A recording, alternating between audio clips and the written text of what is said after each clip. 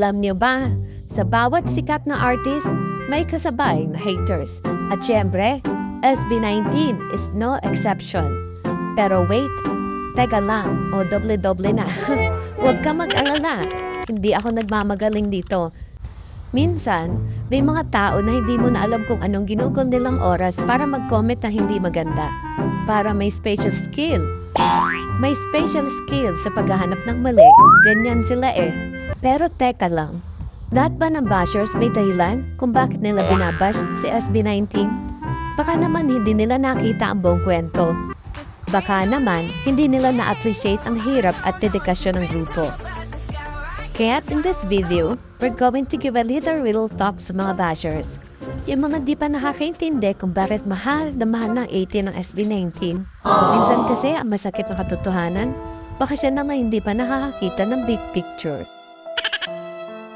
Mga pamangkin, mga kumare, mga tita, mga titos, mga kachismisan, ready na ba kayo makipag-banding sa ating mga bashers?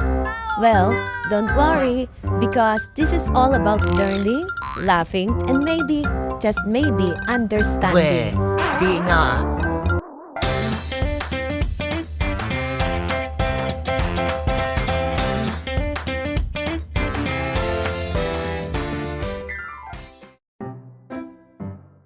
Mga pamangkin, diba? Kapansin-pansin lang. Sabi nila, hindi gusto ang SB19. Sabi nila, hindi sila sisikat.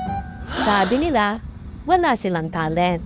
Pero bakit parang hindi kayo makatulog nang hindi iniisip ang SB19? Ay kung ayaw nyo sa SB19, eh di wag. Bakit parang may daily devotion kayo sa bawat post nila? May alarm ba kayo pag may bagong update? Mas updated pa nga kayo sa amin eh. Anong secret? Aminin nyo na, kayo ang tunay na loyal fans. Yung iba, bumibili ng merch katulad ng 18. Pero kayo, libre kayong nagpo-promote ha? Ang sipag niya magbigay ng engagement, nakakaiyak. Hay nako, pero seryoso, hindi ba kayo napapagod? Pagod na Aba, yan. habang abala kayo sa kakahanap ng mali sa SB19, sila abala sa pangarap nila. Habang kayo stress na stress sa kakabash, sila chill lang. Tapos, mas lalo pang umaangat. Oh, anong plano nyo ngayon? Forever na lang kayo magiging secret 18 na nagmamatigas? O gusto nang umami na funding kayo? Don't worry, we won't judge. Welcome kayong lahat. Kahit pa sa VIP section ng Secret Bashers Turn 18 Club. Ay, sino ba talaga ang kaaway nyo din eh? SB19 o ang sarili nyong pagka-insensitive? Makakapikat kayo? Eh kung ginagaya nila, bakit Tagalog ang lyrics? Bakit Pinoy ang tunog? Bakit may halong cultural influences? Iba ang inspired sa nanggaya, kaya wag kang mema. Di namin mag-gets bakit triggered na triggered kayo sa makeup at fashion nila. Nako, welcome to the modern world. Hindi to ang 1800s. Besh, yung ibang Hollywood actors at Western performers kaya mag-makeup on stage. Bakit si SB19? Hindi pwede. Ingat ka, Besh. Masalata yung insecurity mo. Tsaka copycat na naman paulit-ulit. Siguro naman napakinggan mo na ang gento at what? Bakit tunog Pinoy? Tingnan nyo nga, mas makabayan pa sila sa atin. Samantalang kayo, nilupang hinirang, hindi nyo pa ata kabisado. Reality check? Kahit anong lait mo, SB19 is still humble, successful, and unbothered. Kahit gaano nyo sila laitin, anong ginagawa nila? Hindi nila kayo pinapatulan. Kasi habang kayo ay galit na galit, sila nandyan pa rin. Yumuyo po, nagpapasalamat at nagmamahal sa mga sumusuporta sa kanila. Oh, ayan, marami silang charities na natutulungan. Hindi lang nila pinagkakalat. Ikaw, anong ambag mo sa mundo? Nananakit ka lang ng lalamunan kakasabit ang copycat. Pero sila may natutulungan. Eto pa, kahit nasa tuktok na sila, hindi nila sinasabing sila ang the best. Sila mismo nagsasabing marami pa silang matututunan. Eh ikaw, puro hate lang ang alam mong i-type eh. Mga pamangkin, welcome sa ating special segment kung saan babalikan natin ang mga bashers na akala mo ay may third eye, pero bali naman ang hula. Welcome to SB19 Bashers Expectation versus Reality. Sabi ng mga bashers, aba, sino ba yung SB19 na yan? Wala namang may alam sa kanila. Sikat? Asan? Ay excuse me po, makikiraan. Baka hindi sila kilala sa mundo mo. Pero in reality, P-pop kings yan. Ang sabi, go up lang naman ng sumikat. Tapos na yan. After 1 taon, walang tatagal sa kanila. Saglit lang yung sisikat.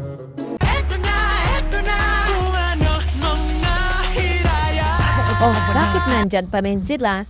Bakit mas lalo pang sumisikat? One hit wonder? Nicole Mars, hindi lang sila hit, sila ang patunay na SB19 is the standard.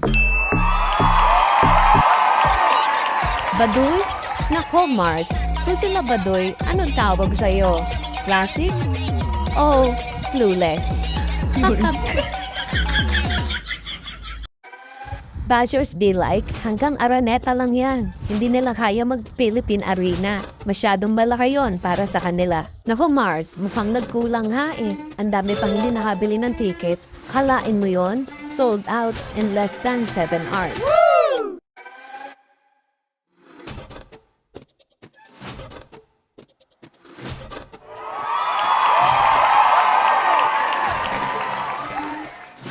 Wait lang. Mas lalo ata silang lumalakas ha. Nga naman ang 18, proud na proud. Ganyan namin kamahal ng SB19. Streaming, 24/7. Parang 7-Eleven lang. Campaigning for awards. Bringing energy sa concerts. Supporting SB19 no matter what. Oh, walang basagan ng trip. We are loud and proud because our kings deserve it.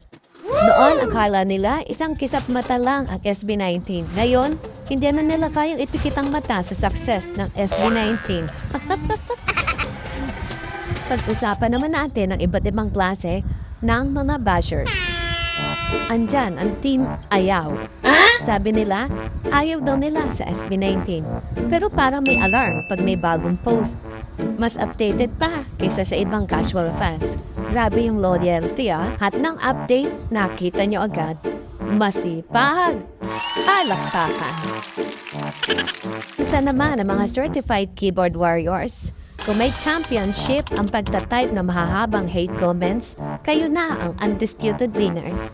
Pero tanong ko lang, may sweldo ba dyan? Baka naman nagpapakahirap kayo ng libre.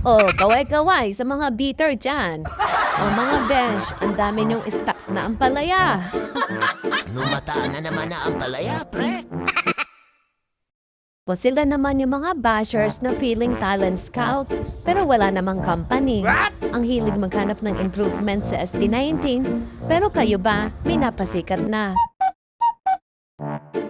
Ito naman yung mga nagsasabing, Oy 18, move on na kayo. Pero parang kayo itong naiwan sa past. Habang SB19, moving forward, kayo, nandito pa rin, nagmumuni-muni. Diyan, kay Arela, may papayo ko sa inyo ha. Kung ikaw ay stress SB19, try mo mag-yoga. Baka kasi masyado kang toxic sa sarili mo eh. Hinga ka muna. Inhale, exhale. Tapos, pakinggan mo ang dam. Malay mo, gumaan ang iyong pakiramdam. O baka naman kasi kulang ka lang sa tulog, kaya ang init ng ulo mo. 18 nga, puyat sa kaka-stream, pero masaya. Ikaw, puyat ka sa kakabash, pero stress, hindi worth it anak. O kaya naman anak, maghanap ka ng ibang hobby. Baka bored ka lang. Try mo magtanim ng petchay, mag-zumba, o kaya magbenta ng kape. At least may kita ka, kaysa puro pang babash. O ano, naliwanagan ka na ba? O ayaw mo pa rin? SB19 daw is overrated. Teka, overrated? Hindi ba dapat ang overrated ay yung puro hype, pero walang talent? SB19, talent ang puhunan. No auto-tune, no lip-sync, all passion, all performance.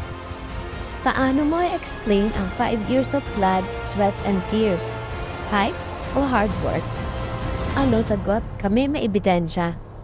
Hype is temporary, but talent and passion, forever yan, anak. Forever. Kahit hindi mo aminin, kitang-kita na yung katotohanan. Tapusin na ang isang expert issue. K-pop copycat lang. Hindi pa kayo napapagod? SB19 is proudly Filipino. P-pop represent. Kaya naman, kung tunay kang music fan, you should know na influence is different from copying. Mali mo, in 5 years, ibang bansa naman ang may influence sa kanila. O teka, may pagmamatigas pa din.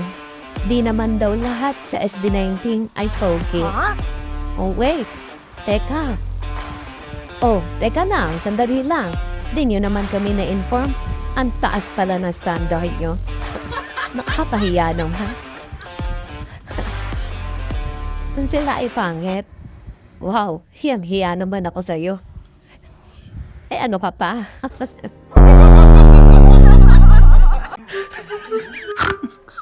O siya, halika nga rito. Usap muna tayo. Ayusin natin to bago kayo mag-high blood, ha? Una sa lahat, gusto kong magpasalamat. Oo, kayo mismo, mga bashers. Kasi, kahit anong sabihin nyo, hindi naman kayo umaalis eh. Mas loyal pa nga kayo sa updates ng SB19 kaysa sa ibang casual fans. Kung hindi nyo sinagusto, bakit parang may daily attendance kayo sa bawat post nila? Grabe kayo ha. Kami ngang 18 minsan, date sa balita. Kasi busy kami sa trabaho, busy sa negosyo. Pero kayo, nakamonitor 24/7. Pag may bagong release, unang nagre-react. Pag may panibagong achievement, unang naiinis. Pag may bagong TikTok dance, unang nagko-comment. Pero inuulit-ulit panoorin ha, sino ngayon ang tunay na fan? Alam niyo mga pamangkin, minsan natatanong ko, masaya kaya sila sa ginagawa nila? Kung masaya sila, edi congrats. Pero kung hindi SB19 ang problema. Baka panahon na para humanap ng bago libangan. O kaya manood na ibang content na talagang gusto nila. Kasi sayang ang energy. Grabe. Lalo na kung sa huli, kayo rin ang masasaktan sa tagumpay ng SB19. O, ganito na laang ha. Kung gusto niya talaga magstay at mag-follow sa SB19, kahit secretly, huwag kayong mahihiya. Aminin niyo na. We'll welcome you with open arms. Libre lang maging 18, walang entrance fee, walang membership card, at walang pressure. Promise. Mas masaya rito kaysa pagiging bitter. Talagang kung ayaw nyo pa rin at matigas ang kokote, at gusto nilang mag-bash forever, well, edi good luck sa inyo. Pero tandaan nila, habang patuloy kayo nagtatanim ng sama ng loob, kami naman nag-enjoy sa bunga ng success nila. So, sino talagang talo?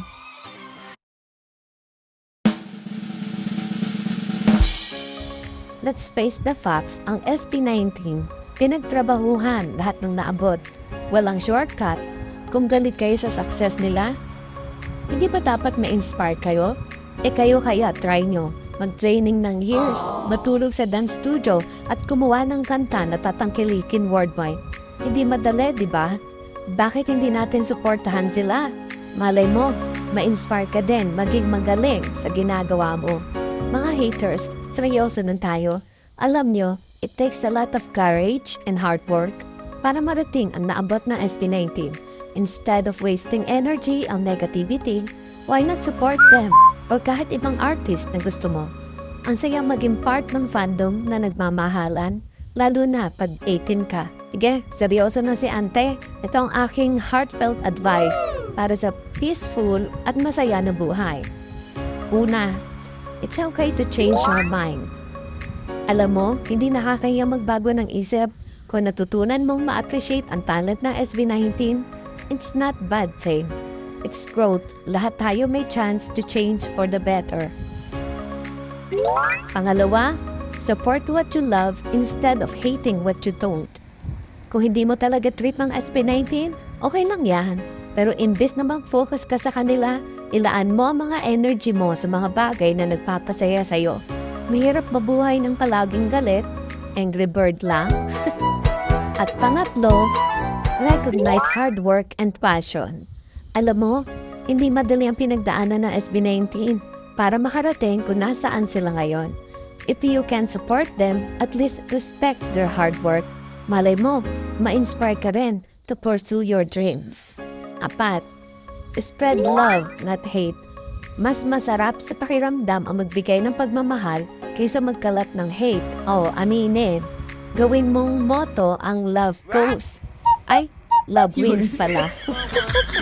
Sa mundo na puno ng negativity, bakit hindi ka maging source ng good vibes? Di ba? Hay, nako. Hating takes so much energy. Pero alam mo kung ano ang chill? Ang pagiging 80. Try mo kayo, masaya dito.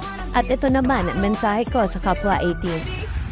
Keep spreading love. Ipakita natin ang fandom natin ay puno ng positivity at support. Huwag nang patulan ng bashers kasi alam niya naman, success ang sagot dyan. Haters, kung ayaw niyo pa rin, okay lang. Pero sana sa susunod, piliin mo mag-focus sa positivity. It's good for your mental health at sa mental health din namin. There's our queen! SB19! Maraming salamat po!